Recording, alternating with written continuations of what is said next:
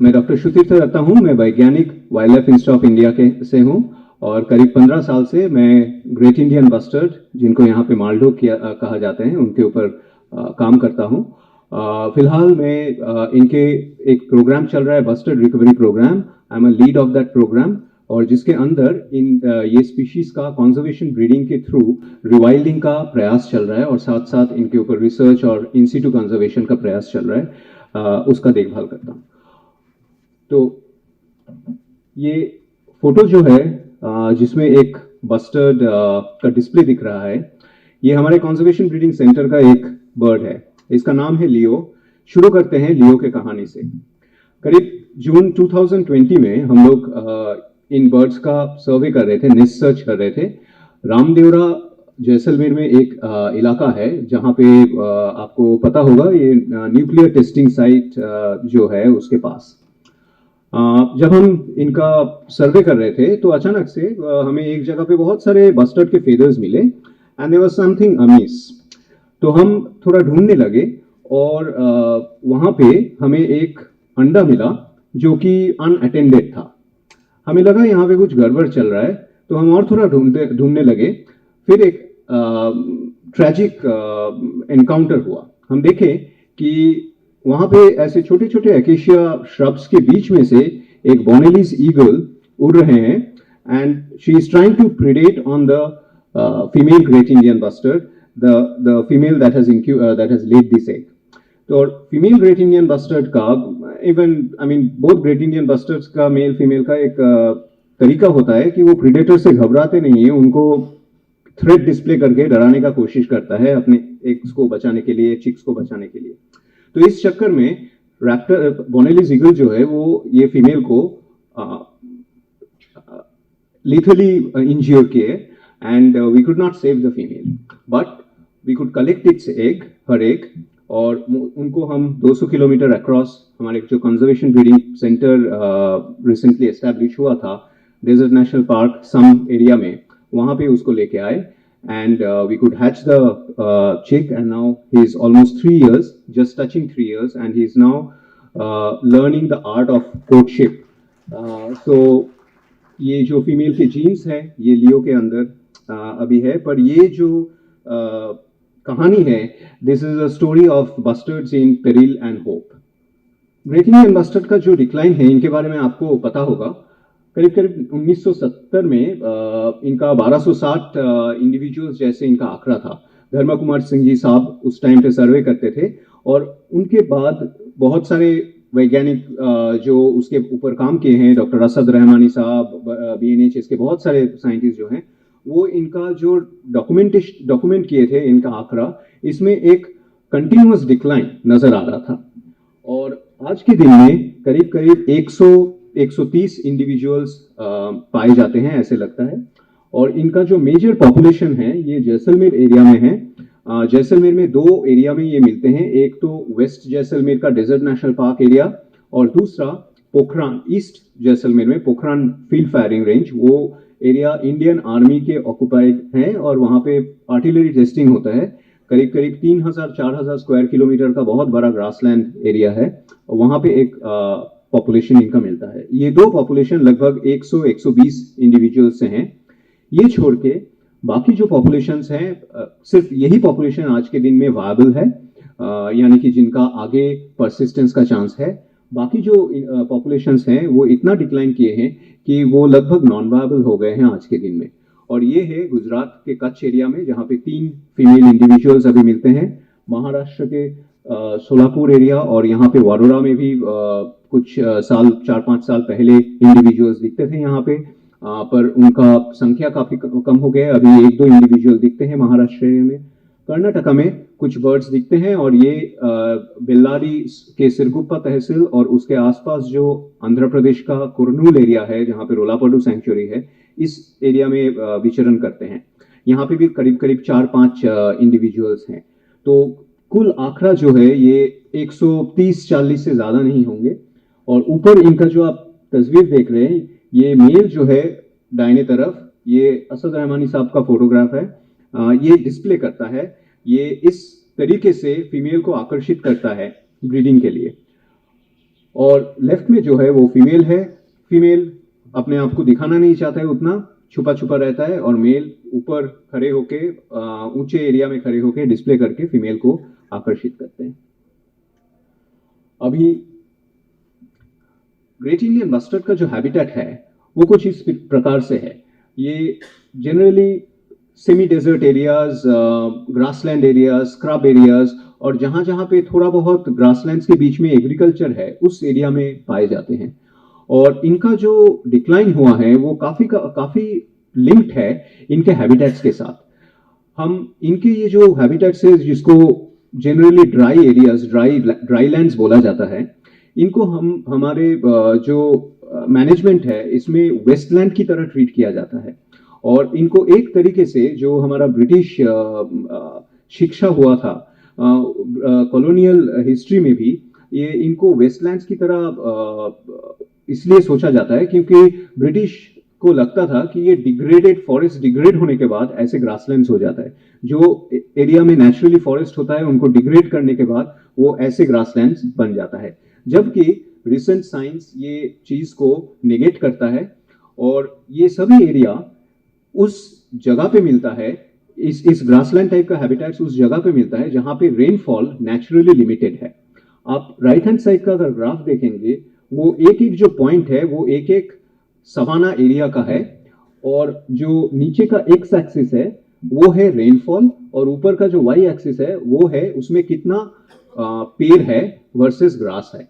जैसे जैसे बरसात बढ़ता जाता है और एनुअल रेनफॉल जहां पे 400-500 mm के ऊपर होता है, वहां पे ग्रासलैंड्स में नेचुरली वुडी इन्वेजन हो जाता है, यानी कि पेड़ ज्यादा आ जाता है। पर 400 mm के नीचे जहां पे एनुअल रेनफॉल होता है वहां पे ग्रासलैंड ही क्लाइमेटिक वेजिटेशन रहता है, यानी कि वो एरिया नेचुरली ग्रासलैंड ही होता है, वो डिग्रेडेड फॉरेस्ट नहीं होता है।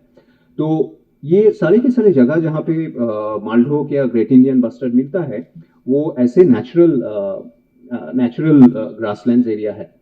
डेजर्ट नेशनल पार्क के जहां पे ग्रेट इंडियन बस्टर्ड है उनका एक ड्रोन इमेज कुछ इस प्रकार है। ये अभी आज के दिन में ये सारे के सारे एरिया में रिन्यूएबल एनर्जी आ रहा है, पर हिस्टोरिकली ये जो एरियाज है ये बहुत अलग हुआ करता था। ये 1000 स्क्वायर किलोमीटर तक ऐसे ही खुले जमीन मिलता था, और ये जमीन में जनरली जो पैस्टोरल लोग हैं जो गाय बकरी चराते हैं उन्हीं का ही डोमिनियन होता था इस टाइप के एरिया में। पर जैसे ब्रिटिश यहाँ पे आए उनके कॉलोनियल टाइम्स में, ये उनका जो लैंड यूज पॉलिसी था वो बहुत इंटेंसिव होता था। उनका लाइफस्टॉक ग्रेजिंग होता था कि एक जगह पे रैंच बना के उसमें बहुत सारे शीप गोट ठूस के जितना ज्यादा प्रोडक्टिविटी हो उतना करो। जबकि हमारे यहाँ पे जो माल चराने का तरीका था उस टाइम पे वो था extensive grazing and free ranging. तो इसमें माल के साथ लोग अलग अलग जगह पे जाते थे डिपेंडिंग ऑन कहाँ पे रेनफॉल है। ये एक ट्रांसह्यूमन ग्रेजिंग होता था, नोमैडिक ग्रेजिंग होता था, जहाँ पे लोग अपने माल के साथ घूमते थे और एक जगह पे माल को ज्यादा दिन नहीं रखते थे, जिसकी वजह से ग्रेजिंग इंटेंसिटी ज्यादा हो। और ये इसीलिए करते थे क्योंकि ये सब एरिया में नेचुरली रिसोर्सेज कम होते थे, रेनफॉल कम होते थे, घास कम उगते थे, और माल को अलग अलग जगह पे ले जाना पड़ता था चराने के लिए। पर जब ब्रिटिश आए तो वो इन जो कैटेगरी है, इन जो लाइवलीहुड्स है, उनको वो डिसरिगार्ड करना शुरू किए, और ये ट्राइब्स को उन्होंने उन्होंने क्रिमिनल ट्राइब्स में कैटेगराइज कर दिए। और जो कॉलोनियल पॉलिसी था हरियाणा, पंजाब, नॉर्थ ईस्ट राजस्थान का, इनका जनरल जो लैंड यूज पॉलिसी उस टाइम से शुरू हुआ था वो ऐसे हुआ था कि आपको खेती करना पड़ेगा, और आप अगर खेती कर रहे हैं तो आप as a secondary livelihood grazing कर सकते हैं। तो और इस धारा से धीरे धीरे जब हमारा इंडिपेंडेंस के बाद भी जब शुरू हुआ तो भी धीरे धीरे ऐसे नोमैडिक जो ग्रेजर्स हैं वो कम होते गए, ग्रेजर सेडेंटरी होते गए, और धीरे धीरे उसके बाद जब हमें फूड सिक्योरिटी की तरफ जाना पड़ा तो ग्रेट इंडियन बस्टर्ड के बहुत ऐसे एरिया में एग्रीकल्चर ज्यादा होने लगे, मिलेट्स और ये सब एग्रीकल्चर ज्यादा होने लगे, और धीरे धीरे इनका जो हैबिटेट है वो कम होता गया।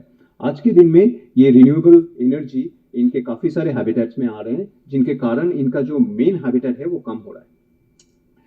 ग्रेट इंडियन बस्टर्ड का डिक्लाइन का मेन कारण है हिस्टोरिकल हंटिंग। ब्रिटिश टाइम पे, रॉयल्स के टाइम पे ऑलरेडी इनका हंटिंग इतना हद तक हो गया था कि लगभग 1970 में इनका 1200-1300 जैसे इंडिविजुअल मिल रहे थे। तो ये एक ऐसे स्पीशीज के लिए जो पूरे वेस्टर्न इंडिया में मिलता था, उसके लिए बहुत ही कम संख्या है उसी टाइम से। उसके बाद 1980-90 में इनका जो एरिया है वहां पे एग्रीकल्चर बहुत ही बदलने लगा, बहुत बढ़ने लगा और बहुत इंटेंसिव होने लगा। इंटेंसिव का मतलब है इसमें पेस्टिसाइड, फर्टिलाइजर ये सब यूज होने लगे। और पहले पहले लोग इन एरिया में, वेस्टर्न राजस्थान और इवन डेक्कन पेनिनसुला में, लोग साल में एक ही बार फसल उत्पादन करते थे, खास करके राजस्थान, गुजरात में। पर उसके बाद 1980-90s में ये बहुत फ्रीक्वेंटली होने लगा, पूरा साल खेती होने लगा कुछ कुछ इसमें, और वो हैबिटेट फिर इसके लिए सूटेबल नहीं रहा। उसके बाद 2000 ऑनवर्ड्स ये इनके जो एरिया है, इनके रिन्यूएबल एनर्जीज यानी कि विंड एनर्जी, सोलर एनर्जी, ये सब आने लगे और उनके साथ आने लगे पावर लाइन। अब पावर लाइन एक ऐसे खतरा है ग्रेट इंडियन बस्टर्ड के लिए, वो इस यूं है कि ये पक्षी जो है इनका आंख साइड में है, ह्यूमन आईज से ये काफी डिफरेंट है। हमारे आगे की तरफ आई होता है और हम सामने की तरफ बहुत अच्छे से देख पाते हैं, पर बहुत सारे पक्षी खास करके बस्टर्ड, उनका लैटरली प्लेस्ड आईज होते हैं। तो उनका जो मोनोकुलर विजन होता है वो काफी बड़ा होता है, क्योंकि वो इवॉल्व हुए हैं ऐसे जगह पे जहां पे उनको प्रीडेटर्स से बचना है, अपने आसपास और अपने पीछे की तरफ देखना है। पर उनका जो बाइनोकुलर विजन है वो कम है और वो एक बहुत सिर्फ 15-16 डिग्री सामने से दिख पाता है। और ये चित्र में दिखा रहा है कि कितना एंगल में वो देख पाता है। तो ये पक्षी जब उड़ता है और अपना सर थोड़ा सा नीचे करके देखता है जमीन पे, तो इसके सर के ऊपर ब्लाइंड एरियाज है, ब्लाइंड जोन्स है, और ये पावर लाइन को दिख नहीं पाता है। और जब दिख पाता है तब ये इतना नजदीक आ गया है कि ये इतना मैन्यूवर नहीं कर पाते हैं, क्योंकि इनका भारी और फास्ट फ्लाइट होता है। इनका एरियाज में मेन हंटिंग और अभी पावर लाइन के वजह से खतरा तो है ही, पर साथ साथ में इनका जो हैबिटेट है उनका मैनेजमेंट भी कभी कभी कुछ प्रॉब्लम्स आया था।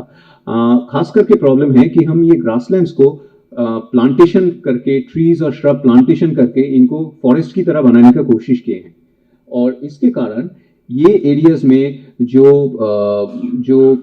Great Indian bustard, chinkara, blackbuck जैसे स्पीशीज है जिनको विजिबिलिटी चाहिए होता है, जिनको प्रीडेटर से खतरा महसूस होता है और वो चाहते हैं कि विजिबिलिटी हो तभी वो उस जगह पे रहते हैं, उस एरिया के लिए ऐसे ट्री और श्रब प्लांटेशंस कंपैटिबल नहीं है और उस एरिया से भी वो निकलते गए। अभी आपका मन में सवाल होगा कि ये जो खतरा है हंटिंग का और हैबिटेट का, ये तो बहुत सारे स्पीशीज के ऊपर हो रहा है, बहुत सारे पक्षियों के ऊपर हो रहा है, पर ग्रेट इंडियन बस्टर्ड के ऊपर इसका जो इफेक्ट है ये इतना ज्यादा क्यों है? और वो इसलिए है कि इनका लाइफ हिस्ट्री बहुत स्लो है, इनका जो रिप्रोडक्टिव रेट है वो बहुत स्लो है।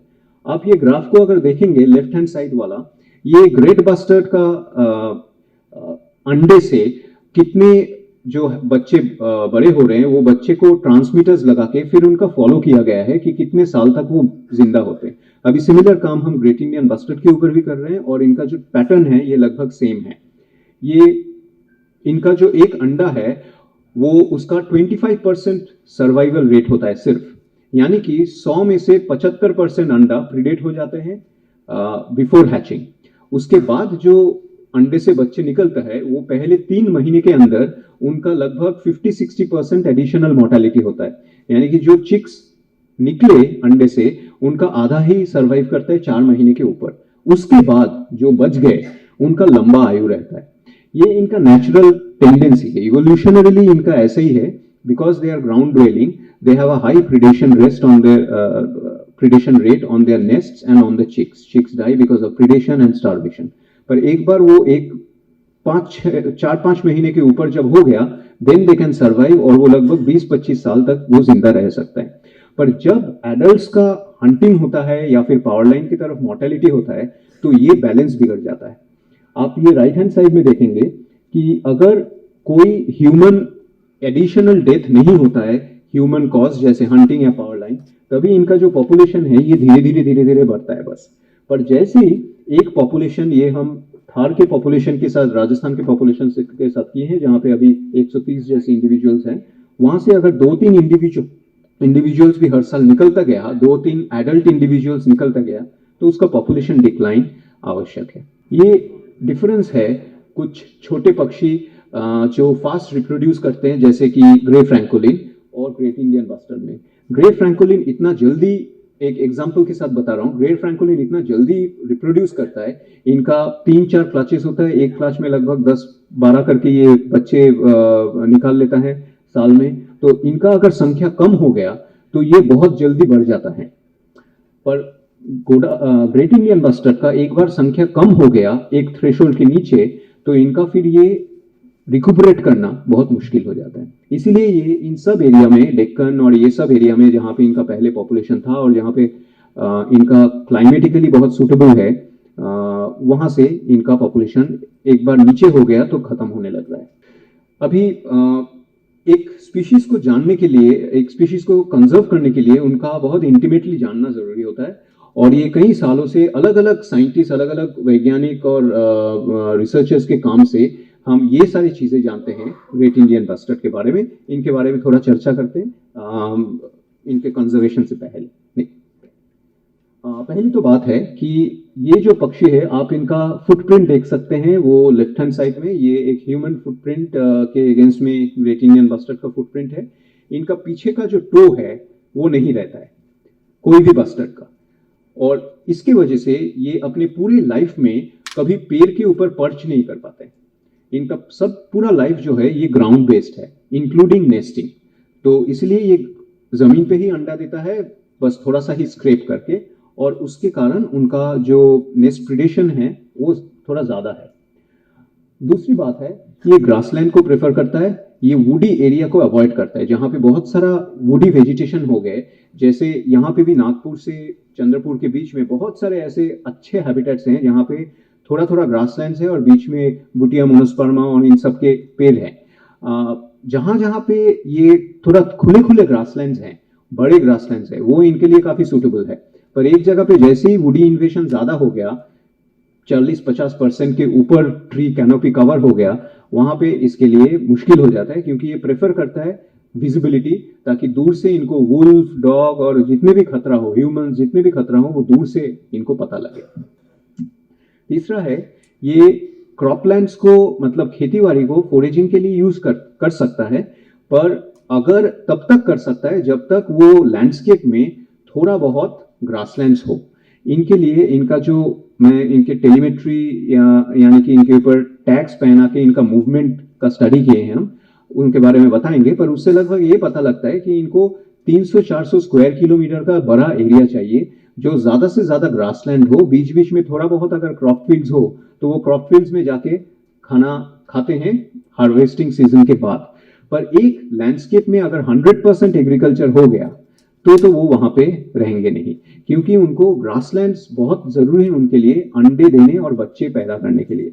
ये जिस टाइम पे इनका वैसे तो ऑम्निवोरस डाइट होता है, ये इंसेक्ट्स, प्लांट्स, रेप्टाइल्स, छोटे चूहे सब कुछ खाते हैं, पर जब ये ब्रीडिंग करता है, जब चिक्स को बड़ा करता है पहले 2-3 महीना, उस टाइम पे इनको इंसेक्ट्स का सबसे ज्यादा जरूरत होता है। और वो इसीलिए मानसून में ब्रीड करता है, ताकि वो मानसून में ग्रास हॉपर्स, बीटल्स, ये सारे के सारे जो इंसेक्ट्स हैं, इनका अबंडेंस बहुत बढ़ जाता है और इससे उनको प्रोटीन मिलता है, और वो प्रोटीन ब्रीडिंग के लिए बहुत आवश्यक है। इंसेक्ट्स में प्रोटीन बहुत ज्यादा है, और वो तभी हो पाता है जब वो ग्रासलैंड्स हो, क्योंकि जो खेतीबाड़ी वाला एरिया हो जाता है वहां पे वो ग्रास हॉपर पॉपुलेशन उतना बढ़ता नहीं है। ग्रास हॉपर और बीटल, इनके लिए कंटिन्यूअस ग्रासलैंड कवर होना चाहिए थ्रू आउट द ईयर। और एक बार अगर एग्रीकल्चर में पेस्टिसाइड्स और ये सब यूज होने लगे, तब तो वो इंसेक्ट पॉपुलेशन और भी डाउन हो जाता है और उनके लिए खाना नहीं मिलता है, और जो चूजे हैं, चिक्स हैं, वो हंगर से मरते हैं। तो ये इनके चिक रेयरिंग के लिए बहुत आवश्यक है इंसेक्ट अबंडेंस। और इनका एक सबसे खास चीज ये है, जो इनके लिए एक हैंडीकैप है, वो है कि ये बहुत शाई और डिस्टर्बेंस से बहुत दूर भागता है। जहां पे भी थोड़ा, मतलब ह्यूमन डेवलपमेंट ज्यादा होने लगा, वहां से ये दूर जाने का कोशिश करता है। ये कंटिन्यूअसली चलते रहते हैं और वहां से भागने के लिए, और उनको वो एक स्ट्रेस हो जाता है और धीरे धीरे वो उस एरिया को छोड़ देते हैं जहाँ पे डेवलपमेंट बहुत ज़्यादा हो गया हो। ग्रेट इंडियन बस्टर्ड और कोई भी बस्टर्ड का ब्रीडिंग बहुत ही यूनिक है।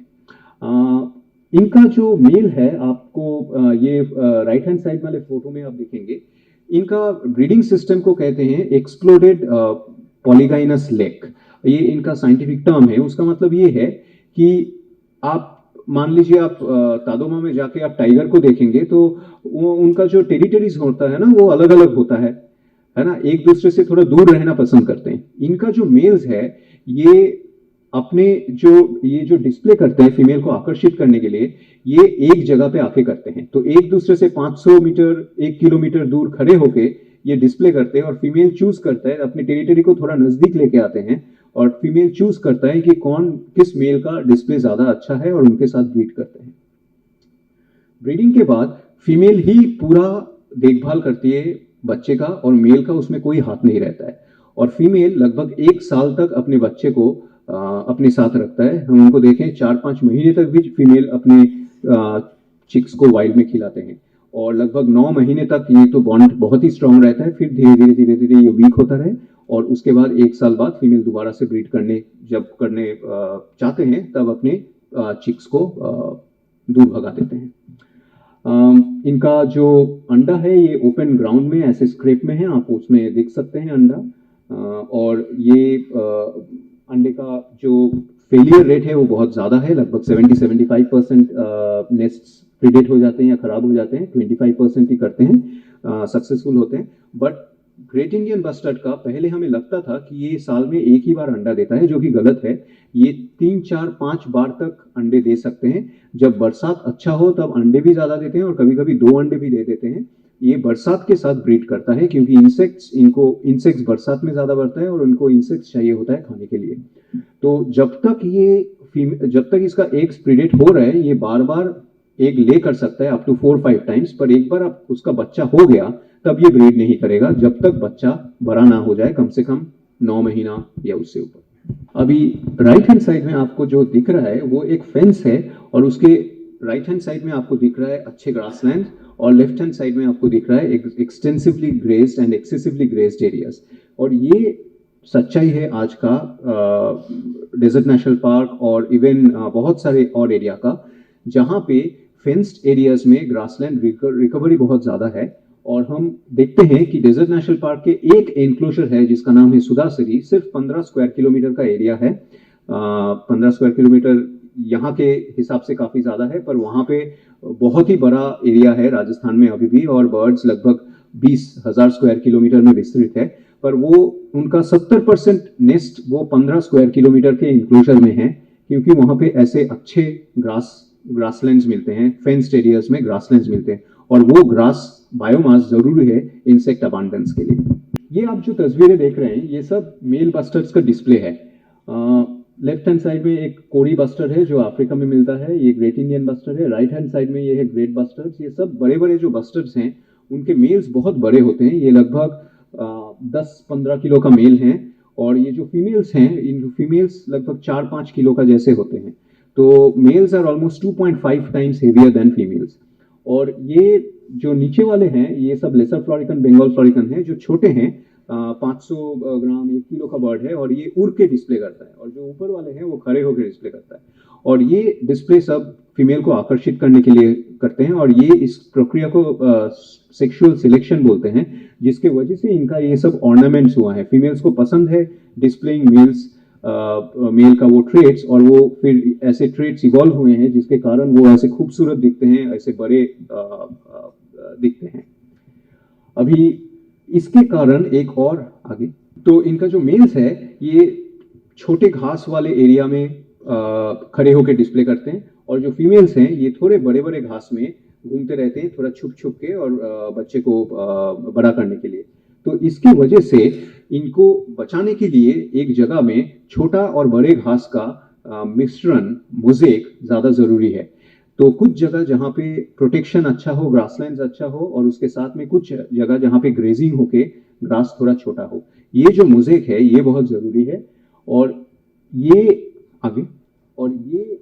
मोज़ेक हम अगर कर पाए तो वो और भी जानवर के लिए बहुत अच्छा रहता है, क्योंकि कुछ जानवर जैसे कोर्सर्स ये कोशिश करते हैं, और स्पाइनी लिजर्ड ये कोशिश करते हैं छोटे घास वाले एरिया में रहने के लिए, और ये black bug, bristle grass bird, ये सब थोड़े बड़े घास वाला। तो ग्रेट इंडियन बस्टर्ड को बचाने के लिए जिस टाइप का हैबिटेट चाहिए, mosaic of short and tall vegetation that can accommodate the needs of many other species, some which are preferring short grasses, some which are preferring tall grasses. There is a benefit of Great Indian Bustard as a flagship. तो ये एक तरीके का railing point है grasslands बचाने के लिए। Grasslands में जो स्पीशीज पाए जाते हैं वो इतने आइकॉनिक नहीं है कि उनके पीछे पब्लिक सपोर्ट हो, लोगों को आकर्षित करना, उनको साइकी को आकर्षित करने का जो क्षमता हो, वो ग्रेट इंडियन बस्टर्ड और कुछ ही ऐसे वुल्फ, चीता, कुछ ही ऐसे स्पीशीज में होते हैं, और हम इनको सामने खड़े रख के ग्रासलैंड्स बचाने का कोशिश करते हैं, जो कि बाकी स्पीशीज के लिए जरूरी है। इसके प्रोटेक्शन के ऊपर बहुत चिंता और बहुत प्रयास हुआ है बहुत सालों से, पर इनको बचाना थोड़ा इनहेरेंटली डिफिकल्ट है, क्योंकि ये जो एरिया में मिलते हैं यहाँ पे कोई प्रोटेक्टेड एरियाज उतना है नहीं, और उस 1980s में इनके लिए कुछ प्रोटेक्टेड एरियाज बनाना शुरू किए गए थे, और इसमें से कुछ प्रोटेक्टेड एरियाज ऐसे बने थे, जैसे नानक सैंक्चुरी जो कि 8,000 स्क्वायर किलोमीटर का एरिया था, उसमें प्रोटेक्टेड एरिया तो बन गया था, पर जो उस टाइम पे लैंड राइट्स सेटलमेंट उसमें हुआ नहीं, तो पूरे Solapur township, agriculture, private land सब कुछ उस एरिया के अंदर था, और उसके कारण क्या हुआ कि जब ये लेजिस्लेटिव स्ट्रिंजेंसी महसूस किए लोग, तो वो एक एंटागोनिज्म डेवलप किया पक्षियों के ऊपर, और वो काउंटर प्रोडक्टिव हुआ।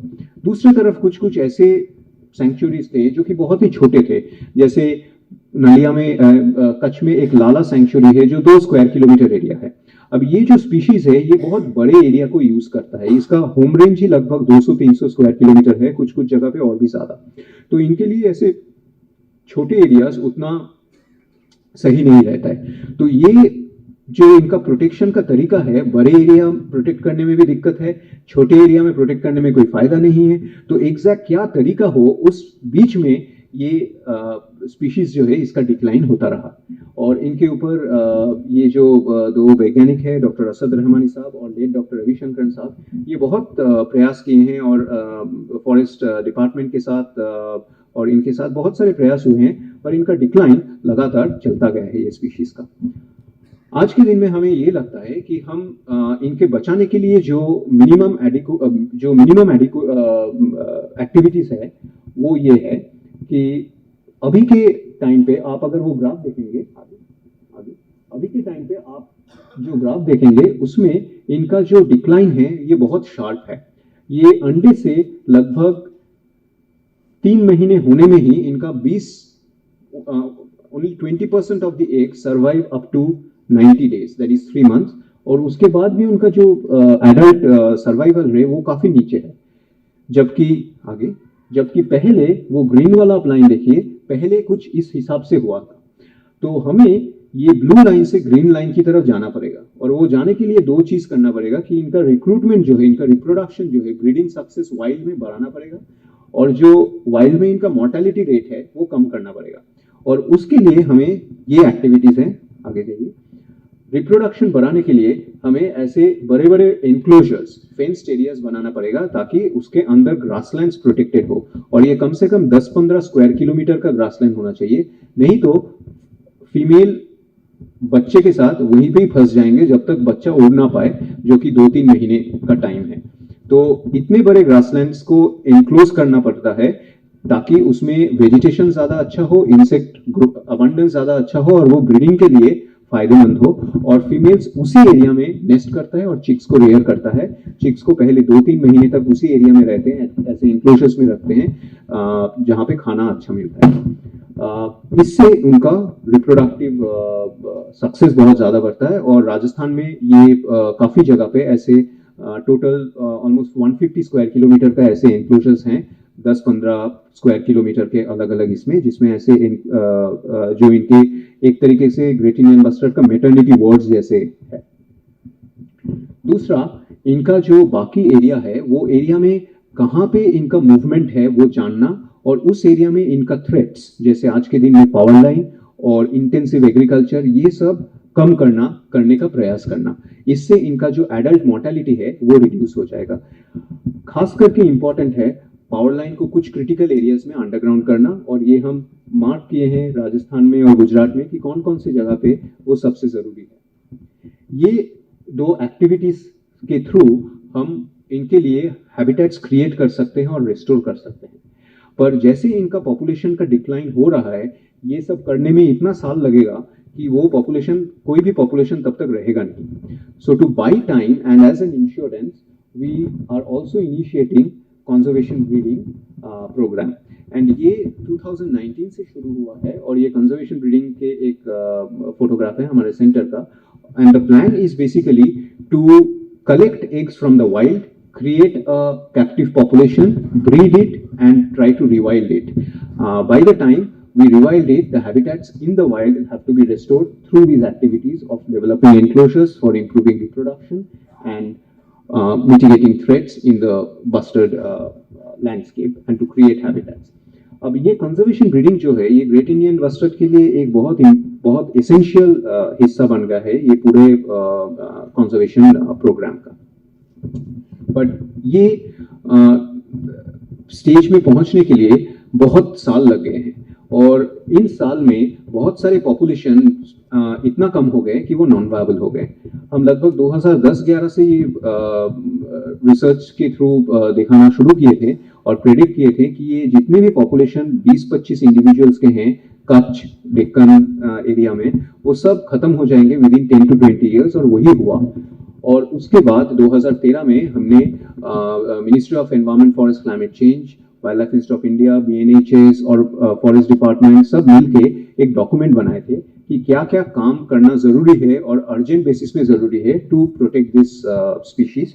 और वो एक बस्टर्ड रिकवरी प्लान, ये जो डॉक्यूमेंट आपको दिख रहा है, वो बस्टर्ड रिकवरी प्लान ये मिनिस्ट्री की तरफ से पब्लिश हुआ था, ताकि स्टेट फॉरेस्ट डिपार्टमेंट उसके हिसाब से साइट बेस्ड कंजर्वेशन एक्शंस कर पाए। और उसमें ये भी डिसाइड हुआ था कि एक कंजर्वेशन ब्रीडिंग प्रोग्राम करना पड़ेगा, और 2014 में एक नेशनल वर्कशॉप किया गया था जिसमें अलग अलग जगह से बस्टर्ड एक्सपर्ट्स को बुला के उनका कंसल्टेशन लिया गया था कि क्या कंजर्वेशन ब्रीडिंग जरूरी है, और ये एक नेशनल डिसीजन लिया गया था कि ये अभी करना चाहिए, क्योंकि इससे अगर हम डिले करें तो इनका पॉपुलेशन पूरा एक्सटिंक्ट हो जाएगा। पर उस दिन से, जिस दिन से कंजर्वेशन ब्रीडिंग शुरू हुआ है, उसके बीच में 5 साल बीत गया, क्योंकि ये सारे के सारे प्रोसेस में मल्टीपल एजेंसीज का पार्टनरशिप होना जरूरी होता है। State governments have to be brought into confidence, central has to provide funds, and all these things took another 4-5 years। But 2019 में हम ये जॉइंट एक्टिविटी शुरू कर पाए, जिसमें wild life institute of India, Rajasthan forest department and ministry of environment, forest, climate change, ये मिलके ये सेंटर का एस्टेब्लिशमेंट, कंजर्वेशन ब्रीडिंग प्रोग्राम का एस्टेब्लिशमेंट किए। अब बस्टर्ड्स को ब्रीड करना बहुत मुश्किल है, ये बहुत यूनिक इनका ब्रीडिंग सिस्टम है, और इनको आज तक इंडिया में कोई भी बस्टर्ड्स कभी ब्रीड हुए नहीं है। तो इनका जो टेक्निक है, ये बाहर अरब में, जहाँ पे हुबाड़ा बोल के एक बस्टर्ड होता है, और वहाँ पे अरब शेख्स वो बस्टर्ड्स को हंट करते हैं यूजिंग फैल्कन्स। ये उनका एक कल्चरल स्पोर्ट है जिसमें वो फैल्कन्स को टेम करते हैं, और वो फैल्कन्स के सहारे हुबाड़ा बस्टर्ड को हंट करते हैं। और वो करते करते हुबाड़ा बस्टर्ड का संख्या अरब एरिया में बहुत कम होते गए, और तब वो वहाँ पे कंजर्वेशन ब्रीडिंग शुरू किए हुबाड़ा के लिए, ताकि वाइल्ड में उनको रिलीज करके वाइल्ड पॉपुलेशन को ऑगमेंट कर पाए। और ये लगभग 1990 से शुरू हुआ था, और 15 साल यानी कि 2005-10 में इनका टेक्निक जो है कंजर्वेशन ब्रीडिंग का काफी डेवलप हो चुका था। और वो जो एजेंसी है इंटरनेशनल फंड फॉर हुबाड़ा कंजर्वेशन, वो उनसे हम कोलैबोरेट किए और उनसे रिक्वेस्ट किए कि आप हमें ट्रेन कीजिए, आपका टेक्निकल गाइडेंस दीजिए, ताकि ये ग्रेट इंडियन बस्टर्ड और लेसर फ्लोरिकन जैसे स्पीशीज के साथ भी किया जा सकता है। तो they came on board, and then in 2019 onward we started the conservation breeding program. ये हमारा एक छोटा सा सेंटर हम पहले बनाए डेजर्ट नेशनल पार्क के सम एरिया में, और यहाँ पे हम ये शुरू किए कंजर्वेशन ब्रीडिंग। ये जो आंकड़ा है ये थोड़ा पुराना है, आज के दिन में हम 30 अंडे कलेक्ट किए हैं ग्रेट इंडियन बस्टर्ड का, और 22 हमारे पास अभी कैप्टिविटी में इंडिविजुअल्स हैं, जो कि 6 महीने से 3 साल के बीच में है। ये प्रक्रिया काफ़ी काफ़ी टेक्निकल और स्पेशलाइज्ड है और वो कुछ इस प्रकार से शुरू होता है। हमारा पूरा जो अप्रोच है वो ये है कि ये पक्षी के जो एडल्ट इंडिविजुअल्स है उनको आप वाइल्ड से उठा के अगर कैप्टिविटी में लाएंगे तो वाइल्ड पॉपुलेशन के लिए बहुत खतरा है, क्योंकि वो आप पूरे इंडिविजुअल्स को उठा के ला रहे हैं और वो एडल्ट इंडिविजुअल्स कैप्टिविटी में, वाइल्ड इंडिविजुअल्स कैप्टिविटी में अच्छा ब्रीड नहीं करता है। तो बर्ड के कैप्टिविटी कंजर्वेशन ब्रीडिंग बेटर है कि एक स्टेज से शुरुआत किया जाए। तो हम डेजर्ट नेशनल पार्क और पोखरण फील्ड फायरिंग रेंज में अलग अलग जगह पे नेस्ट सर्च करते हैं और वो कुछ इस प्रकार से करते हैं कि वहाँ पे कुछ ऊंचे ऊंचे जगह है जहाँ पे, जिसको मगरा बोलते हैं, हम वो मगरा में बैठे रहते हैं सुबह से शाम पे और दूर से देखते हैं फीमेल ग्रेट इंडियन बस्टर्ड को ढूंढने का कोशिश करता है। जब ये फीमेल अंडे पे होता है वो बहुत मिस्टीरियस हो जाता है, वो अचानक से उठता है, दूर जाके कुछ खा के तुरंत आके वहां पे बैठ जाते हैं और ये जो मूवमेंट है, इस मूवमेंट से हमें समझ आ जाता है कि वो अंडे पे है। फिर हम वो अंडे को कलेक्ट करते हैं, उसको ये आइसोथर्मल शॉक प्रूफ बॉक्स में, आइस बॉक्स जिसके अंदर फोम पैडिंग हो, उसमें हम उठा के वो अंडे को लेके आते हैं और ये 20 किलोमीटर का रास्ता जो है डेजर्ट नेशनल पार्क से हमारे सन सेंटर में, वो हम 2-3 घंटे में तय करते हैं, एकदम आहिस्ता आहिस्ता गाड़ी को लेके आते हैं, क्योंकि ये अंडे जो हैं ये बहुत फ्रेजाइल होते हैं। इसको आप अगर जर्किंग के ऊपर से लेके जाएं तो ये टूट जाता है और वहीं पे ही खराब हो जाता है। तो ये बहुत क्रिटिकल चीज़ है और उसको फिर हम इंक्यूबेटर में लेके आते हैं। ये जो येलो मशीन दिख रहा है ये है आर्टिफिशियल इंक्यूबेटर्स। इसके अंदर अंडे का जो डेवलपमेंट होता है वो बिल्कुल फीमेल का जो एफर्ट्स है उसको सिम्युलेट करता है। ये हीट प्रोड्यूस करता है, ह्यूमिडिटी रेगुलेट करता है, हम इसके थ्रू करते हैं और वो फीमेल जो वाइल्ड में करता है वही चीज़ ये मशीन में होता है और फिर इसमें से अंडा हैच होता है। आप ये नीचे से देख सकते हैं वो अंडा हैच हो रहा है। ये 2-3 दिन का बड़ा चिक है, 1 महीने का चिक है और फिर एडल्ट। और ये जो पूरे स्टेजेस में जो अंडे से चिक्स बड़े होते हैं, ये हमारे टेक्नीशियंस जो कि ट्रेंड है इसमें अबू धाबी के सेंटर में और यहाँ पे भी, वो ये हमारे पूरे टीम ये चीज़ को देखते हैं और इनके हर एक स्टेज में, बर्ड के एक से एडल्ट तक हर एक स्टेज में इनका जो रिक्वायरमेंट्स है वो अलग होता है और उस हिसाब से उसको अडेप्ट करना पड़ता है उसका रियरिंग का तरीका। अभी जब कोई स्पीशीज़ का कंजर्वेशन ब्रीडिंग शुरू होता है तो उसका कोई सेट प्रिस्क्रिप्शन नहीं होता है कि आप ऐसे करेंगे तो ये फल मिलेगा और वो सारी की सारी चीज़ डेवलप करना पड़ता है। तो कुछ क्लोजली रिलेटेड स्पीशीज़ के ऊपर ये सब नॉलेज डेवलप्ड है, पर बाकी सारी चीज़ वो स्पीशीज़ का कंजर्वेशन ब्रीडिंग के थ्रू करते करते एक एक्सपेरिमेंटल लर्निंग प्रोसीड्योर से ये सब चीज़ डिनोवो डेवलप करना पड़ता है। और ये हर एक स्टेज में कैसे अंडे को कैरी करके लिया जाए विदाउट ब्रेकेज, कैसे उसको इंक्यूबेट करके सक्सेसफुली हैच हो सकता है, चिक्स को कैसे रियर किया जा सकता है ताकि they get proper nutrition and they survive the initial month, juveniles को कैसे रियर किया जाता है, एडल्ट्स को, ये सारे के सारे का रिक्वायरमेंट्स अलग है और ये डेवलप करना पड़ता है by reading the birds, by doing experimental learning, and so we are now developing this approach. ये अंदर एक केज के अंदर आप ये बर्ड्स को देख सकते हैं जो उड़ रहे हैं। ये लगभग 30 मीटर बाई 3 मीटर के केज रहते हैं बाई 10 मीटर और इसके अंदर हम बर्ड्स को रखते हैं और उनका regular veterinary and husbandry interventions चलता है।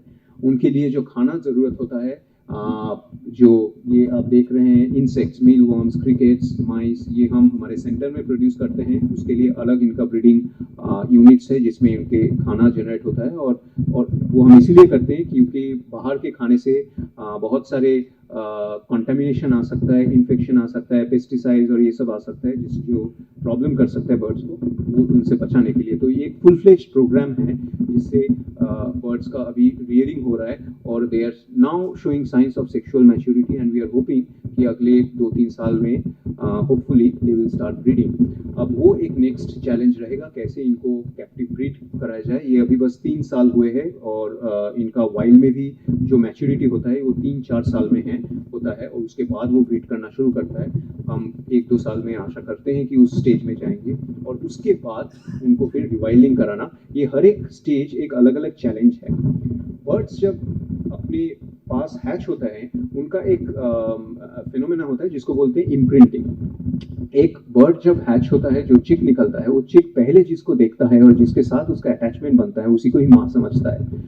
और इसीलिए इनका ये जो चिक्स है वो हमारे जो टेक्नीशियंस हैं जो हमें कीपर्स को उनके माँ समझते हैं। और ये बहुत ज़रूरी है क्योंकि उनको इस कैप्टिव एनवायरनमेंट में सेफ महसूस करना ज़रूरी है, तभी वो ब्रीड कर पाएंगे।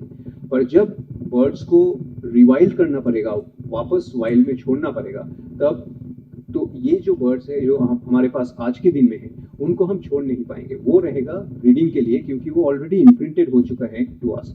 सो they will be our founder population, we will breed them and the chicks that are produce from them उनको हम रिवाइल्ड करेंगे। और उनको एग्जैक्टली ये ऑपोजिट प्रोसेस से ले जाना पड़ेगा जिसमें वो अनहैबिचुएट होते हैं ह्यूमन से, ह्यूमन का फुटप्रिंट से दूर रहते हैं। और ये एक और दूसरा चैलेंज रहता है। So it's a very challenging steps, each of them is very challenging, but ये एक डायर नीड है कि ये स्पीशीज का ऐसा हाल हो गया है जहाँ से ये कंजर्वेशन ब्रीडिंग छोड़ के एटलीस्ट ये सारे के सारे पॉपुलेशंस, गुजरात, डेक्कन, ये सब पॉपुलेशंस में और होप बहुत कम रह गया है। क्योंकि नेचुरल पॉपुलेशंस एक लेवल के नीचे जब आ जाता है, 20-25 बर्ड्स के नीचे जब आ जाता है, तब इनका नेचुरल रीएस्टैब्लिशमेंट एंड इंक्रीजिंग पॉपुलेशन बहुत ही इम्प्रॉबेबल हो जाता है। कंजर्वेशन ब्रीडिंग प्रोग्राम शुरू किए थे, उस टाइम पे एक ये क्रिटिसिज्म था और हमारे मन में भी ये कंसर्न और डाउट था कि जब हम अंडे कलेक्ट करेंगे फीमेल से तो वो कैसे वाइल्ड पॉपुलेशन को इम्पैक्ट करेगा। क्योंकि फीमेल अगर दोबारा रिले नहीं करता है, दोबारा अंडा नहीं देता है, तो वो उनके रिप्रोडक्शन जो वाइल्ड में वैसे ही कम है उसको और कम करता जाएगा। पर हम जब एग्स कलेक्ट करें उसके बाद हम काफ़ी सारे फीमेल्स के ऊपर ट्रांसमीटर्स लगाएं, उनको ट्रेडिशनल तरीके से हम नूज लगा के उनको पकड़ते हैं और उनको बहुत ही जल्दी 5-10 मिनट के अंदर उनके ऊपर एक ट्रांसमीटर्स लगाते हैं जो जीपीएस लोकेशन कलेक्ट करता है और उसको सैटेलाइट या मोबाइल ट्रांसमीटर्स के थ्रू हमारे पास पहुंचाता है ताकि हम उसको मॉनिटर कर पाए। ये टेलीमेट्री जो टेक्निक है ये बहुत एडवांस हुए हैं अभी, और इसके थ्रू आप एनिमल्स को फॉलो कर सकते हैं और उनके जो सीक्रेट लाइफ्स हैं उनके बारे में आप जान सकते हैं। आप नीचे जो ये फोटो देख रहे हैं इसमें एक टैग बर्ड है, आप पीछे देख सकते हैं उसका टैग दिख रहा है। और हम ये देखें कि जब फीमेल्स से हम एक उठा के उसका एक को कंजर्वेशन ब्रीडिंग में ले गए, उसके लगभग 2-3 हफ्ते बाद फीमेल्स दोबारा से अंडा देती हैं। और ऐसे मैक्सिमम फीमेल्स अपने चिक्स को वाइल्ड में भी रिक्रूट किए after we have collected the eggs and took them to conservation breeding. So एक साल में फीमेल से कैप्टिविटी में भी चिक रिक्रूट हुआ हमारे आर्टिफिशियल इंक्यूबेटर्स और कीपर्स के थ्रू, और वाइल्ड में भी उनका रिक्रूटमेंट हुआ where the females are having their own chicks. And you can see that female with the chick, उसके ठीक पीछे उसका चिक है जो येलोइश ब्राउन कलर का दिख रहा है। And this was from the second egg that we did not collect. So we collect one egg and we leave all the remaining eggs so that the female can also relay in the wild. So this way, इस तरीके से हम एक conservation breeding का founder population develop कर पाए जो कि वाइल्ड पॉपुलेशन को बिना इम्पैक्ट किए। तो वो एक वो चीज़ हमारे डाउट को काफ़ी क्लियर किया और एक तरीके से काफ़ी बूस्ट किया ये होल प्रोग्राम को। अभी ये कंजर्वेशन ब्रीडिंग एक तरीके से तो एक इंश्योरेंस है कि एक्सटिंक्शन से बचाने के लिए आपके पास कुछ है। जैसे हम इंश्योरेंस पॉलिसी के लिए जाते हैं कि अगर हम मर गए तो पीछे कुछ रह जाएगा, ये उस तरीके का है कि एक एक्सटिंक्शन के अगेंस्ट आपका इंश्योरेंस है। और अगर ये एकदम सक्सेसफुल हो गया तो फिर हम बर्ड्स को रिवाइल्ड कर पाएंगे वाइल्ड में। पर जब रिवाइल्ड करना होगा तो उसके जो बाहर के हैबिटेट है उसके ऊपर खास नज़र रखना ज़रूरी है आज से, और उसको कोशिश करना है कि वो कैसे रेस्टोर हो पाए। और उसके लिए रिसर्च बहुत ज़रूरी है, और रिसर्च के थ्रू कैसे ये कंजर्वेशन, कौन से कंजर्वेशन एक्टिविटी ज़रूरी है वो जानना। इसके लिए हम राजस्थान, गुजरात और कई जगह पे, महाराष्ट्र में भी ऐसे हुआ है कि काफ़ी सारे सर्वेज हुए हैं जिससे ग्रेट इंडियन बस्टर्ड के आज के दिन में कौन सा एरिया सूटेबल है और कितना संख्या है वो हम जान पाए। तो राजस्थान का ये एरिया जैसलमेर एरिया है, यहाँ पे आप डेजर्ट नेशनल पार्क देख सकते हैं जो कि वो लेफ्ट में है ब्लू कलर के एरिया, और राइट में जो एक और शेडेड एरिया है वो पोखरन फील्ड फायरिंग रेंज है। ये जो ब्लैक लोकेशंस है ये सब ग्रेट इंडियन बस्टर्ड का लोकेशंस है डेजर्ट नेशनल पार्क और पोखरन के बीच में। अब ये सर्वे से हमें इनका आज के दिन के आंकड़ा पता है, कैसे इनका लगभग पॉपुलेशन स्टेबल है लास्ट 4-5 साल से एटलीस्ट राजस्थान में, और इससे हम कौन से एरिया इसके लिए सूटेबल है वो पता कर पाता है through GIS and habitat suitability modelling and all. जो ये डार्क ग्रीन वाला एरिया है ये इनके लिए काफ़ी सूटेबल है, ये हम इनके सर्वेज और इनके ये हैबिटेट सूटेबिलिटी मॉडलिंग से पता किए, और उस एरिया को हम आइडेंटिफाई किए डिपार्टमेंट और डब्ल्यूआई मिल के कि इस एरिया को कंजर्व करना ज़रूरी है। और उसको कंजर्व करने के लिए हम ये रिकमेंड किए कि इसके अंदर अभी से पावर लाइन ना आए तो अंडरग्राउंड हो, और इसके बाहर जो है वहाँ पे पावर लाइन आए with mitigation, there is no problem.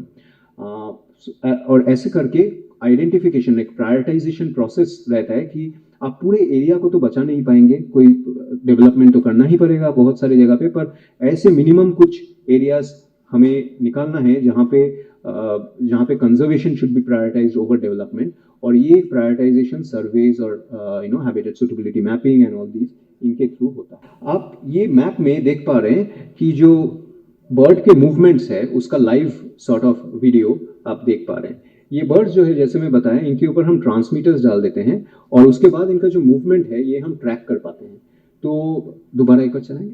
तो ये जो एरिया है ये डेजर्ट नेशनल पार्क का एक लगभग 500 स्क्वायर किलोमीटर एरिया है, और यहाँ पे जो डार्क ग्रीन एरियाज दिख रहा है वो एनक्लोजर्स है, वो वहाँ पे फेंस किया हुआ है, इसलिए उसके अंदर वेजिटेशन बहुत ज़्यादा है।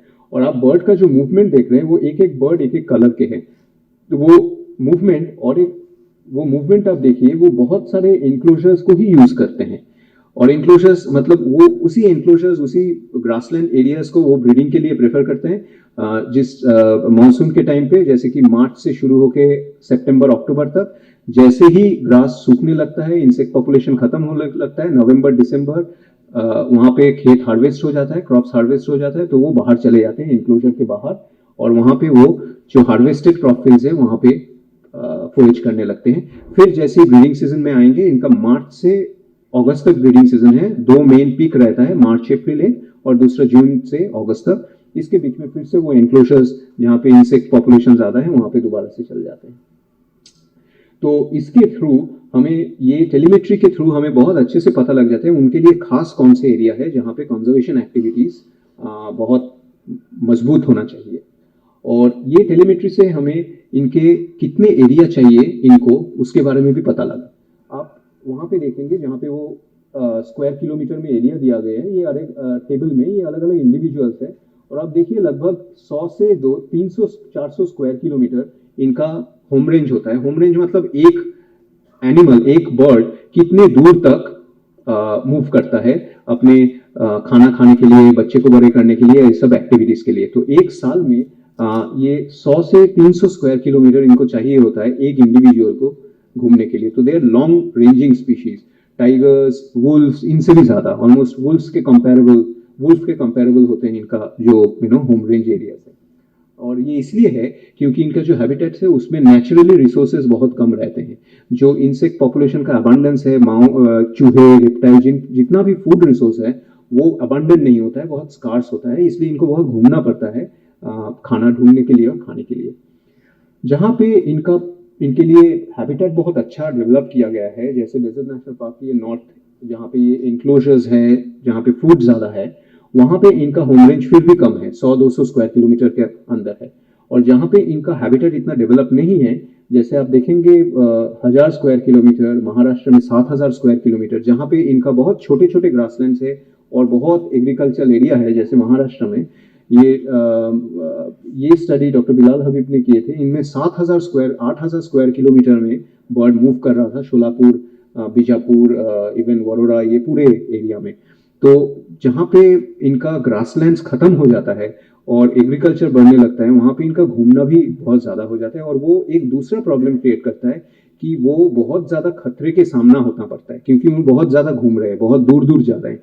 वो दूर दूर जाने में उनको बहुत सारा पावर लाइन, बहुत सारा डेवलपमेंट, बहुत सारी चीज़ें एनकाउंटर करना पड़ता है, जो कि एक एरिया को अगर आप अच्छे से डेवलप करें, 300 स्क्वायर किलोमीटर एरिया को अच्छे से हैबिटेट रिस्टोर करें, तो उनका जो एक्टिविटी है, उनका जो मूवमेंट है, उसको आप रिस्ट्रिक्ट कर सकते हैं कुछ हद तक, and they will encounter hostile infrastructure less. इनका जो अब जब पावर लाइन एजेंसीज बहुत टाइम पूछते हैं कि ये फ्लाई कितने हाइट में करते हैं, हम क्या ऐसे कर सकते हैं कि पावर लाइन को उससे हाइट से ऊपर कर दे या नीचे कर दे। तो हमने इसके जो फ्लाइट मूवमेंट्स है इससे जानने का कोशिश किया कि इसका मूवमेंट का हाइट्स कितना रहता है।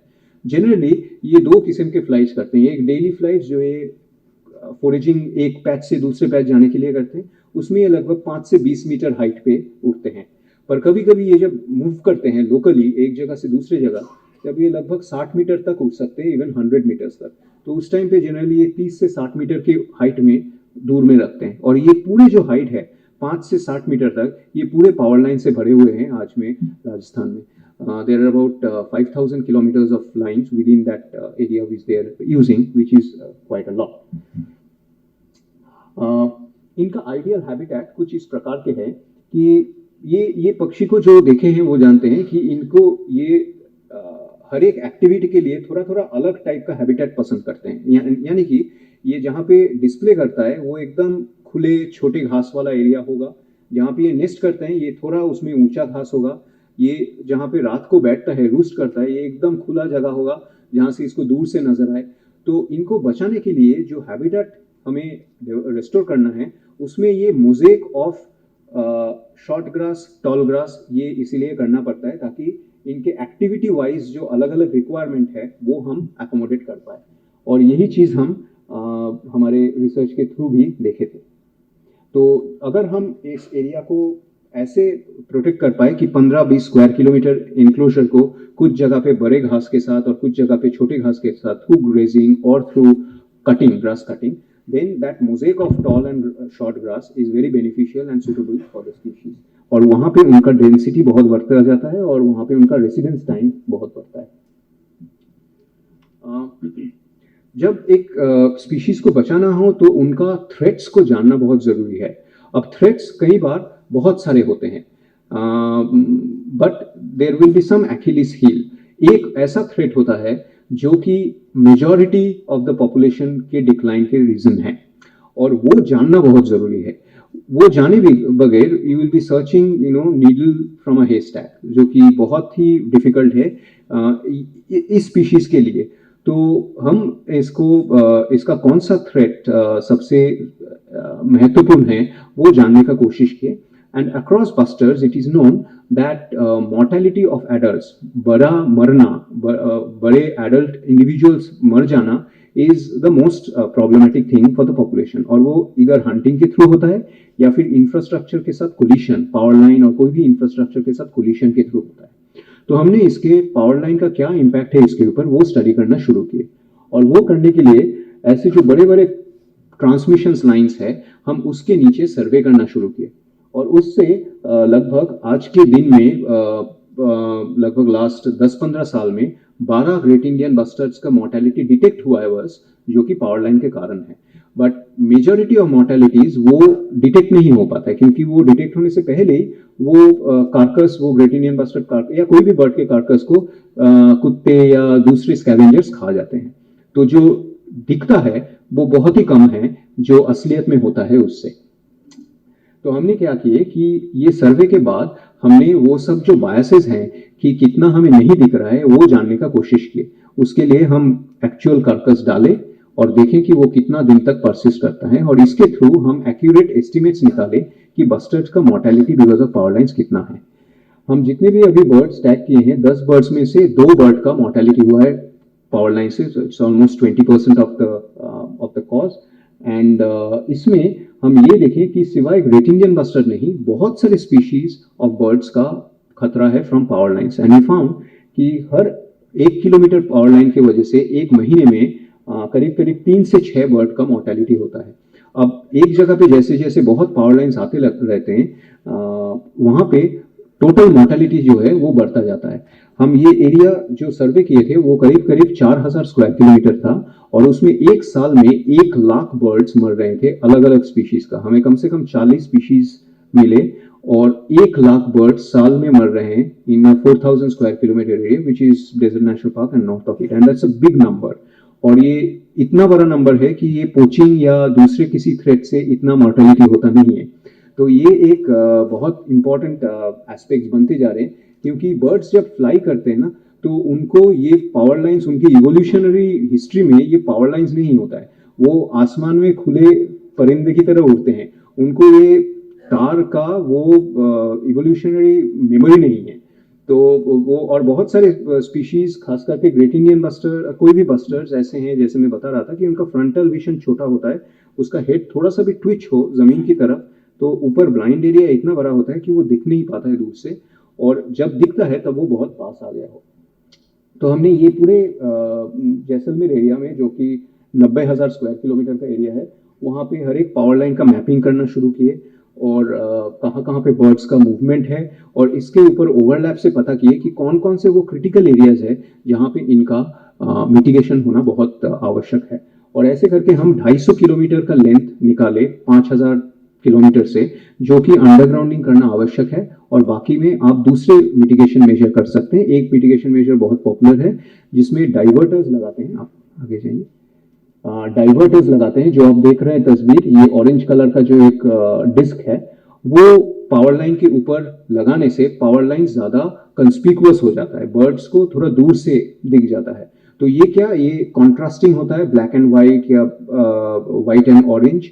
इसके ऊपर कभी कभी एलईडी लाइट्स जलते हैं ताकि रात को भी ये जलता हुआ दिखता है। और ऐसे राजस्थान और गुजरात में कई जगह पे अभी ऑनरेबल सुप्रीम कोर्ट का ऑर्डर आया है कि आगे से पावर लाइन को अंडरग्राउंड करना है, और एक कमेटी भी बनाया गया है इसके लिए, ये रेटिफाई करने के लिए। तो ये सारे के सारे जो मिटिगेशन है वो अभी हो रहा है, पर ये जो प्रोसेस था, ये प्रोसेस बहुत दिनों से ये करना पड़ा, तब जाके आज पावर लाइन का मिटिगेशन हो रहा है। ये करीब करीब शुरू हुआ था 2015 से, जब हमारे स्टडी से दिख रहा था कि पावर लाइन एक प्रॉब्लम है, तो हम पावर एजेंसीज के साथ मीटिंग किए और उनको सेंसिटाइज करने की कोशिश की कि ये प्रॉब्लम है, आप डाइवर्टर्स लगाएं ताकि इससे मोर्टेलिटी कम हो। बट पावर एजेंसीज में काफ़ी इनर्शिया था, तो ये काफ़ी सारे ऐसे मीटिंग्स चलता गया। हर साल दो तीन ऐसे हम मीटिंग्स करते थे, फॉरेस्ट डिपार्टमेंट और wild life institute of India और एनजीओज मिलके, पावर एजेंसीज के साथ, रेगुलेटरी बॉडीज के साथ। और धीरे धीरे एनजीटी ने भी ये एक चीज़ का कॉग्निसेंस लिया, उन्होंने भी अपनी राय दी कि ये ऐसे होना नहीं चाहिए, मिटिगेशन करना चाहिए। फिर फाइनली एक पीआईएल हुआ एमके रंजीत सिंह साहब का, ये 2019 में शायद ये पीआईएल हुआ था, पर 2021 में इसका कोर्ट ऑर्डर आया, ऑनरेबल सुप्रीम कोर्ट ऑर्डर का। उस टाइम पे सीजीआई थे श्री बोबडे साहब, and at that time the Supreme Court came up with a very strong order of disallowing any power line in Great Indian Bustard habitats, and these areas were huge. These priority area in Rajasthan is 19,000 square kilometer area, and so what Wildlife Institute of India हम recommend किए थे कि ये जो priority area है, इसके अंदर आगे से जो पावर लाइन हो वो अंडरग्राउंड हो, जो आज के दिन में पावर लाइन्स है उसमें 250 किलोमीटर अंडरग्राउंड हो, बाकी डाइवर्टर लगे, उसके बाहर का जो एरिया है वो विद डाइवर्टर्स लगाए जाए। तो ये जब एक बार कोर्ट ऑर्डर आ गया, कोर्ट ऑर्डर इससे काफी ज्यादा स्ट्रांग है, और जब आ गया तब then the power agency started implementing. जो आज के दिन में पावर लाइन आ रहा है वो तो ये प्रायोरिटाइज्ड एरिया के अंदर बहुत ही कम आ रहा है, ना के बराबर ही, और बाहर जो भी आ रहा है वो विद डाइवर्टर्स आ रहा है। बट जो एग्जिस्टिंग लाइन्स है वो अभी भी मिटिगेट करना जरूरी है उस एरिया में। यहाँ पे भी जहाँ पे हमें ग्रेट इंडियन बस्टर्ड का कंजर्वेशन करना है, अगर हमें 300-400 स्क्वायर किलोमीटर का एरिया बनाना है, वहाँ से एटलीस्ट पावर लाइन्स को अंडरग्राउंड या मिटिगेट करना बहुत जरूरी हो जाता है, because that is birds are like sitting ducks to them, मतलब वो जब तक रहेगा तब तक बर्ड का कोलिशन का चांस रहता है। तो एक लॉन्ग ड्रॉन प्रोसेस के थ्रू ये आज के जो ये मिटिगेशन मेजर्स इंप्लीमेंट हो रहा है, इसके पीछे बहुत लॉन्ग ड्रॉन प्रोसेस था of multiple agencies. Okay, now ये सारे के सारे एक्टिविटीज में कुछ बस्टर्स के लिए कुछ सर्जिकल एक्टिविटीज ऑफ हैबिटेट जरूरी हो जाता है, क्योंकि इनका एक प्रिडेशन रेट वाइल्ड में बहुत ज़्यादा है, और इवोल्यूशनरी टाइम पे वो उसको हैंडल कर लेता था क्योंकि उनका पॉपुलेशन बहुत ज़्यादा था। पर आज के दिन में उनका पॉपुलेशन इतना कम हो गया कि we should try to secure every egg and all. तो उसके कारण इनके हैबिटेट में अभी जो आज के दिन में प्रेडेटर्स हैं जिनका संख्या पानी के साथ साथ बहुत बढ़ रहे हैं, जैसे कुत्ते और पिग्स, फॉक्स, उनको रिमूव करने का भी कोशिश किया जा रहा है just from the enclosure area so that the reproductive success even in the wild increases. तो ऐसे काफ़ी सारे एक्टिविटीज़ राजस्थान में चल रहे हैं. नाउ ये तो हो गया ग्रेट इंडियन बस्टर्ड का कंजर्वेशन का जो थोड़ा बहुत एफर्ट्स चल रहा है वो. हमें आगे के दिन में क्या करना चाहिए ताकि ये स्पीशीज़, ये जो बहुत ही यूनिक स्पीशीज़ है, ये बच पाए. इसके ऊपर बहुत दिनों से कंसर्न्स और डेलिब्रेशन हो रहा है और एक विजन डॉक्यूमेंट प्रिपेयर किया गया है जिसमें किस एरिया में क्या क्या एक्टिविटीज़ होने से ग्रेट इंडियन बस्टर्ड बच पाएंगे उसके ऊपर. राजस्थान में आज के दिन में this is the prime hope for the species और आज के दिन में वहाँ पे 90% के ऊपर पॉपुलेशन है. वहाँ पे ज़रूरी है कि अलग अलग हैबिटेट पैचेस को सिक्योर किया जाए जो कि कम से कम 500 स्क्वायर किलोमीटर का एरिया है. इस एरिया के अंदर जितने भी पावर लाइंस है वो मिटिगेट किया जाए और जो सबसे खतरा वाला है उसको अंडरग्राउंड किया जाए. जो एनक्लोजर्स है उसको और बढ़ाया जाए. अभी के दिन में वहाँ पे 150-200 स्क्वायर किलोमीटर का एनक्लोजर है पर वो और भी बढ़ाया जाए ताकि वहाँ पे ब्रीडिंग का चांस ज़्यादा हो. और इसके लिए ज़रूरत हो तो लैंड प्रोक्योर करके उसको डिपार्टमेंट के साथ रखा जाए ताकि वहाँ पे ग्रासलैंड रेस्टोरेशन होए. पर ये स्पीशीज़ जो है ये बहुत दूर घूमता रहता है और पूरे जगह को ऐसे प्रोटेक्ट नहीं किया जा सकता है. तो जहाँ पे इनका अनप्रोटेक्टेड एरियाज में कम्युनिटीज के साथ मिलके incentivize GIB friendly land uses का बहुत जरूरी है. जैसे कि ठीक बरसात के 3 महीने जुलाई, अगस्त, सितंबर अगर लाइफ स्टॉक ग्रेज ना करे वाइल्ड में और उनका अगर फॉडर मिल जाए तो वो टाइम पे ग्रास का जो ग्रोथ होता है वो बहुत ज़्यादा हो जाता है. वो 18 टाइम्स ग्रो कर लेता है और वो ग्रास फिर पूरा 1 साल चलता है. तो वो लाइफ स्टॉक के लिए भी बाद में फायदा होता है. पर जब लाइफ स्टॉक ठीक मानसून में ग्रेजिंग कर लेते हैं तो ग्रास शुरुआत में ही इतने छोटे हो जाते हैं क्योंकि वो उसके बाद वो उतना बायोमास गेन नहीं कर पाता है.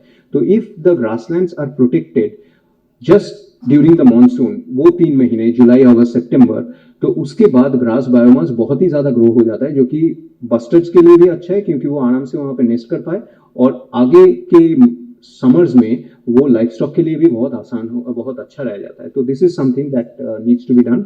सिमिलरली जो खास एरिया है अराउंड दीज ब्रीडिंग हैबिटेट्स जहाँ पे वहाँ पे खेती को थोड़ा लेस इंटेंसिव करना जरूरी है. यानी कि वहाँ पे फर्टिलाइजर्स को पुल बैक करना और मतलब लॉन्ग फैलो पीरियड्स रखना, साल में 1-2 बार ही फसल हो बाकी फैलो पीरियड रहे. और ये सब करने में फार्मर्स को तो नुकसान होगा. अब वो नुकसान का भरपाई करना जरूरी है so that they are taken into confidence and their livelihood concerns are also do not get affected. तो इसके लिए incentivize GIB friendly land uses ये सब एरिया में जहाँ पे अनप्रोटेक्टेड एरिया है around the grassland agriculture area में वो टारगेटेड एरिया में करना बहुत जरूरी है. पर जो दूसरे एरियाज है राजस्थान छोड़ के बाकी में जहाँ पे पॉपुलेशन बहुत ही कम हो गया है वहाँ का क्या हो सकता है क्योंकि ये आज के दिन में there is very little chance that these small populations will grow back and the major hope lies in rewilding from the conservation breeding once if the birds are successfully bred over there. पर उसके लिए एक बहुत challenging process है. हमारे इतने साल के रिसर्च से ये क्लियर है कि ये बर्ड के लिए 300 से 500 स्क्वायर किलोमीटर का कंसोलिडेटेड हैबिटेट चाहिए होता है जिसमें एटलीस्ट 25-30% ग्रासलैंड हो और बाकी जो है वो मोज़ेक एग्रीकल्चर हो जो कि लेस इंटेंसिव यानी कि जिसमें पेस्टिसाइड्स कम हो और जो साल में एक बार खेती करके बाकी फैलो रख दिया गया. पर अगर वो 25-30% ग्रासलैंड नहीं है तो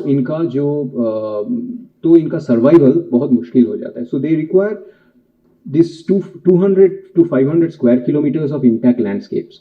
और यहाँ पे जो डेट्रीमेंटल इंफ्रास्ट्रक्चर है जैसे पावर लाइन्स और वो मिटिगेटेड हो, वो ना रहे, इस टाइप का लैंडस्केप क्रिएट करना है.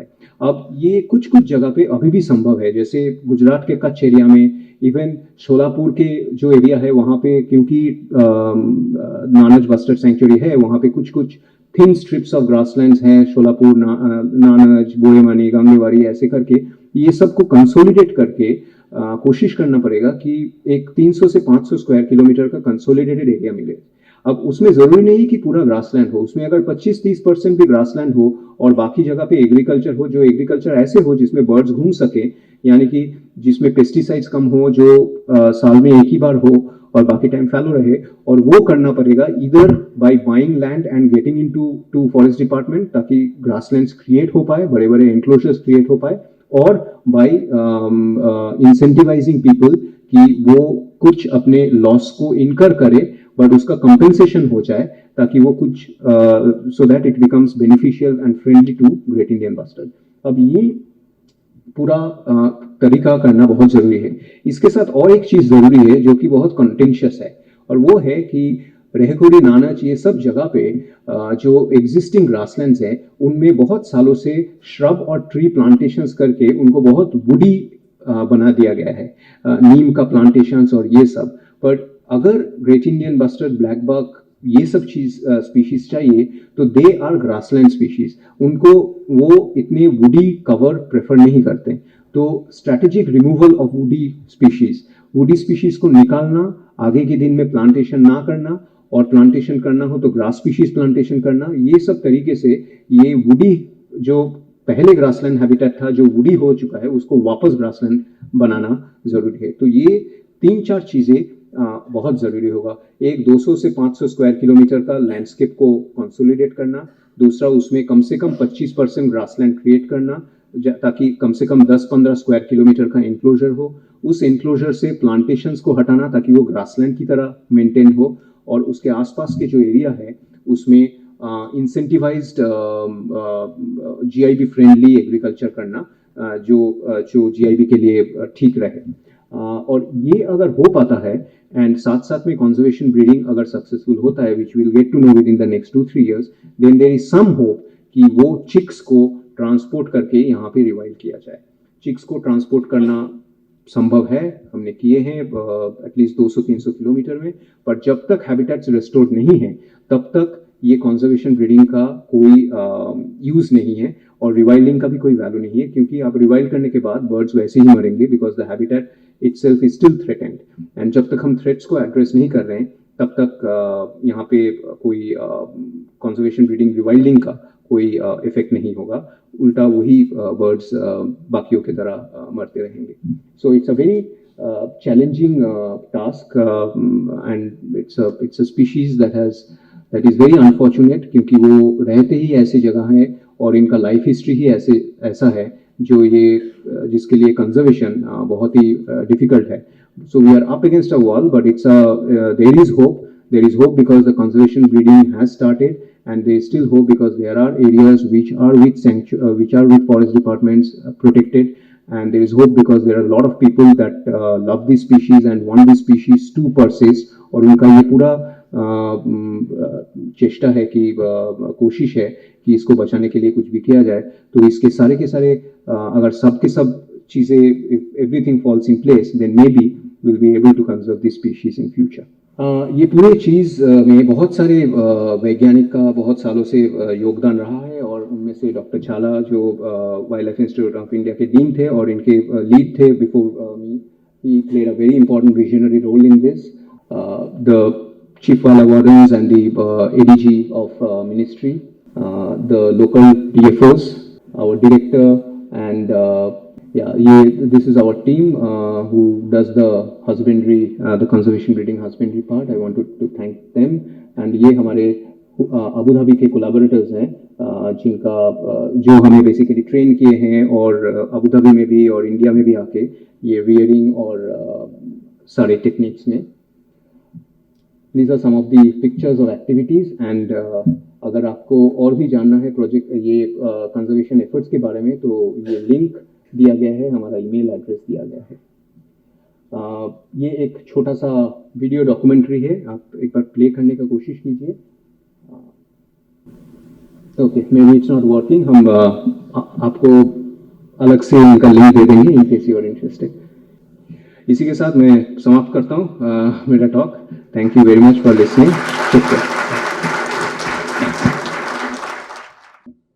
Thank you very much doctor Sutirtha Dutta. माळढोक या विषयावरील जो बस्टार्ड प्रोजेक्ट आहे त्याची संपूर्ण माहिती आणि भविष्यात माळढोक जर वाचवायचा असेल तर कॅप्टिव्ह ब्रीडिंगच्या माध्यमातून आणि सध्या या बस्टार्ड प्रोजेक्टच्या अंतर्गत जे काम चाललेलं आहे आणि आतापर्यंतचा जो सक्सेस आहे ते सर्व स्टोरी आपल्यासमोर डॉक्टर दत्ता यांनी मांडलेली आहे। मला वाटतं की ग्रेट इंडियन बस्टार्डला वाचवणं तसं फार चॅलेंजिंग वर्क आहे, परंतु एखाद्या स्पेशीससाठी तर स्पेशल प्रोजेक्टच्या माध्यमातून जसा हा बस्टार्ड प्रोजेक्ट आता सुरू आहे प्रामाणिक प्रयत्न केले गेलेत। त्यानंतर काही मिटिगेशन मेजरसाठी PILच्या माध्यमातून किंवा सुप्रीम कोर्टाच्या ऑर्डर्स असतील याच्या माध्यमातून जर असे इंटरव्हेन्शन झालेत तर मला असं वाटतं की या आपल्या प्रयत्नांना यश येऊ शकेल असा मेसेज दत्ता यांच्या या प्रेझेंटेशन मधून आपल्याला मिळाला। होप की ही जी स्पीशीज आहे जे 150च्या आसपास आपल्या देशात उरले आणि त्याचं 90% पॉप्युलेशन राजस्थानात आहे ती भविष्यात आपण टिकून ठेवू शकू। Thank you very much Datta, doctor Datta again.